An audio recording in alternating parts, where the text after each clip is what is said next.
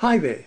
As I move around the world speaking to leadership events of many different kinds, and in my work as a commentator in media, I'm often asked a very simple question. What books do you recommend on the subject of leadership? So we thought we'd help you by just putting together a list of some of the books that I highly recommend as boosters to your leadership. Whatever the field of leadership you're in, I believe you'll find something in this list that will help you. Well, the first book I want to highlight for you here is this one, Invictus by Carlin. It's the story not just of the World Rugby Cup in 1995, which was played in and won by South Africa. It's the story, more importantly, of Nelson Mandela's first years in his presidency of that nation. If you've seen the movie Invictus, I think you'll like the book even better. It demonstrates what a skilled cultural architect Mr. Mandela is as a leader. He was able to take a very disparate group of people who played a sport he really didn't have much time for in his younger days because it represented the apartheid regime for him. He took this group of young men and knitted them together into a force that not only was able to play rugby better than everybody else, but was able to demonstrate the goal of Mr. Mandela's entire presidency, which was to create a rainbow nation. I really think this is a book that every leader needs to have high on their list as must-reads. It will boost your leadership and particularly your ability to create cultural architecture. This book, Risk by Dan Gardner, is about the science and politics of fear. It talks about how collective cultures can actually shape individual decisions and how those decisions actually shape the futures of not only individuals but communities, enterprises, businesses, and entire nations. It's a book about the fact that we not only think with our head, we also think, as the author puts it, with our gut. We go with gut feeling more often than we care to admit. And this book really is about how leaders can help people overcome the fear that so often infects decision-making processes, especially in an age of rapid change like ours. You can see that I've got a lot of bookmarks in this book. It's very well annotated. I got so much from it, and I think you will too. Now, this is a great book by Richard Koch. It's called The 80-20 Principle.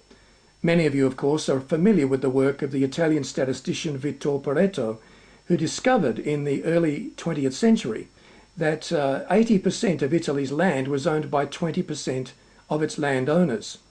And over time, other statisticians have found that this 80-20 ratio applies in many other areas of life and enterprise. For example, in retail, 80% of sales come from just 20% of customers. In business generally, 80% of income and revenue comes from just 20% of clients. In charity and community work, 80% of the work is often done by 20% of the people. This book talks about how you can make that principle work for you so that you actually achieve more with less, which of course in a time of recession is a wonderful resource to have. We Think by Charles Ledbetter is all about the power of mass communication, which is leading to an increasing drive in enterprises of all kinds for mass collaboration. People are more than ever wanting not just to be consumers but activists. And this book is describing for us how digital media and the digital technology revolution are helping to reshape the way people want to work together, how people are becoming more civic-minded, how we think, as he calls it, is reshaping politics, economics, and business. I think this book will really help you get your head around what digital technology is doing to the way people respond to leadership. Well, I know that many of you will already have Malcolm Gladwell's The Tipping Point in your library, but if you don't have this one from the same series, Outliers, you need to grab it. It's a great investment in your leadership.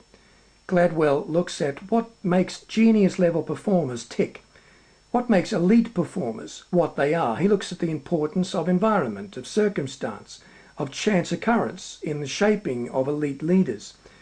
He also looks at something that I find intriguing. It's called the 10,000 hour rule. Some of you are already familiar with this, but if you're not, I won't spoil the reading for you by outlining it here. It's really worth the investment of the price of the book just for that. In typical Gladwell fashion, he writes as a journalist, plenty of anecdotes, but backed up by some really rich research. I highly recommend Outliers by Malcolm Gladwell.